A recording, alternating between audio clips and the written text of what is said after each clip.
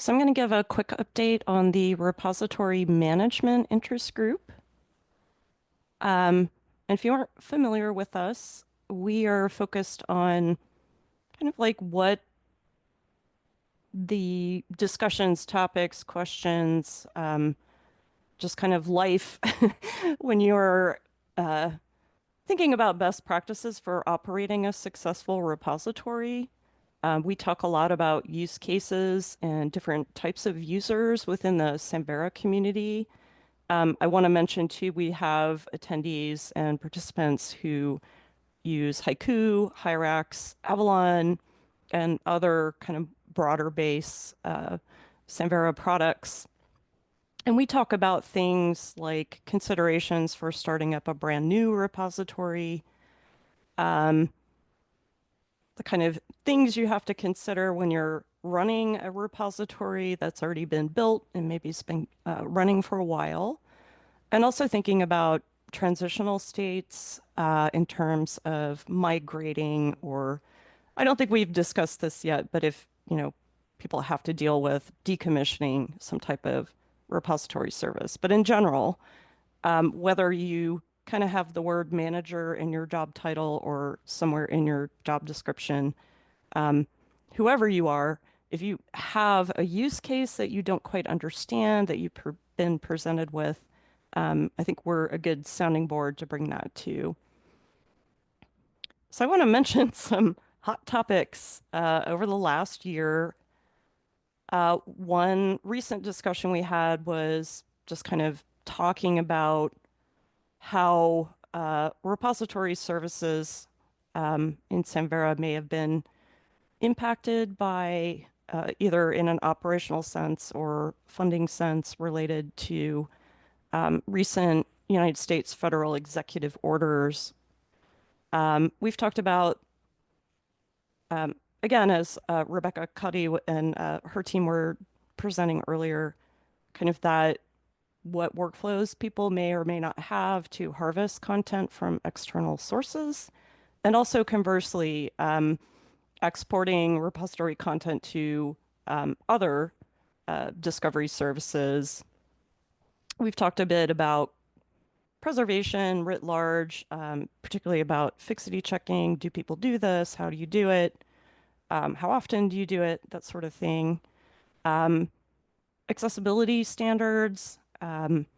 Does your local organization have policies around this? Do you have certain levels of compliance that you target? And of course, as Daniel Pierce was presenting about earlier, and others have mentioned as well during this throughout this conference, is just the increasing impact on repository operations related to bots and AI crawlers. So we'll probably be circling back on that again in our next meeting. Um, but also, I've found it to be really helpful. People in this group will sometimes share information about, oh, hey, there's this really interesting session or presentation or, coming up in this other community. Maybe somebody from this group can attend it, and that's been really helpful. So please come join us if you're interested. We schedule our meetings through a Slack poll in the repository management Slack channel. We don't always meet monthly. It depends on people's availability, the response to the poll, um, that sort of thing, or if we have enough agenda items. We've been targeting 3 p.m. Eastern on Mondays when we do meet, but again, the poll allows you to add other options, and if people are interested in joining, but maybe that kind of time and time zone doesn't work for them, please reach out to me. We have a wiki page. Uh, we do kind of announce our meetings and agendas on the Samvera community list. And I also just want to call out, we have 127 members in our Slack channel. So if you're in there and you haven't been chiming in, please do. You're welcome to join us. Thank you.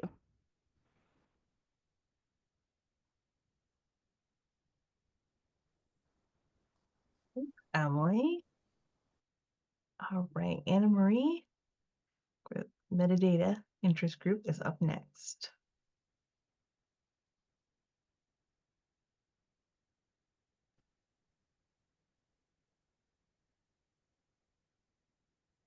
Hi, everyone. Can you see my presentation? Looks great. All right. So, with the Samvera Metadata Interest Group, also known as SMIG, uh, oops, need to move forward. So, this group has been around for a lot of years, and the larger goals is to really provide a place where people can talk about issues.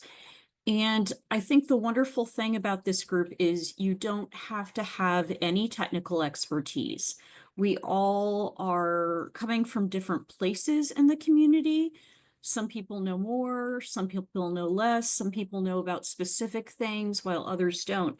So we really love to have people come and be a part of this discussion. So we also collaborate on base metadata recommendations, and we further work on interoperability and sharing metadata practices and documentation. And we have had working groups on occasion that were subgroups.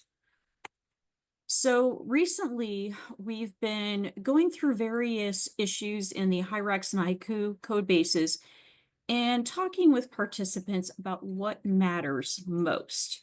We've found that some of those issues are pretty much obsolete, and other issues are still relevant.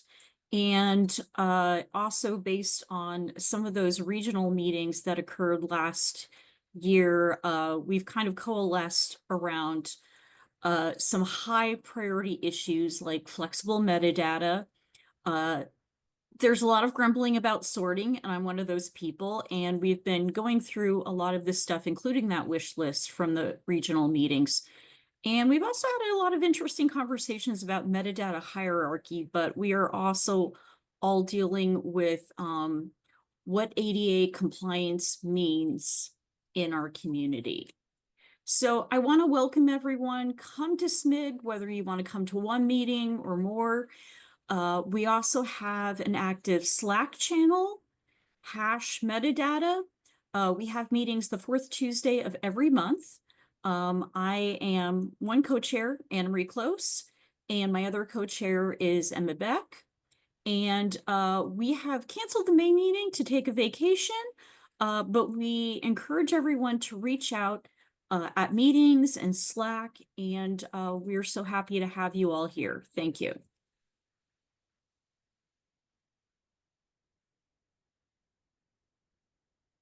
Great. Thanks, Anne Marie. All right. Our last update is coming from me. And then we'll go on to our break.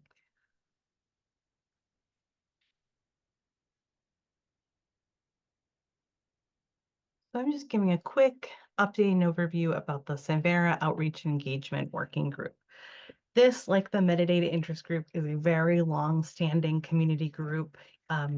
It's been around in some form since the very beginning of the community. It was originally the marketing working group, and it's really evolved and changed over time. And the group meets monthly on the third Wednesday at 11 a.m. Eastern, 8 a.m. Pacific. Next meeting is on the 24th. This group discusses and reviews a lot of things. Our big focus has been the Samvera websites, so samvera.org, and then the related subdomain sites.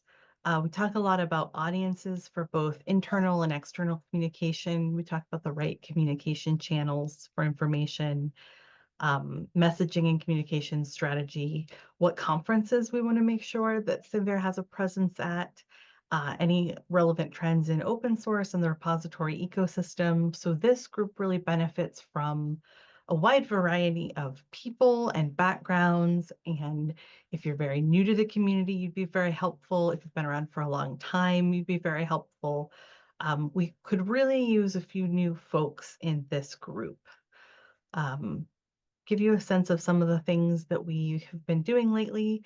We've talked a lot about community terminology and decided, and this one of the things that this group does is either this group will bring an idea or a question forward, and then it will go to the community partners or to the Samvera board, or the Samvera board might have a conversation about something and then say, let's have outreach and engagement look this over and think about this.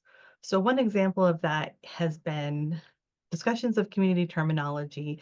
We're trying to move away from saying just Samvera by itself, because that sounds like a software that you might install. And of course, Samvera is the community, it's not the software. So when we're talking about platforms, we want to use the platform names like Haiku and Hyrax.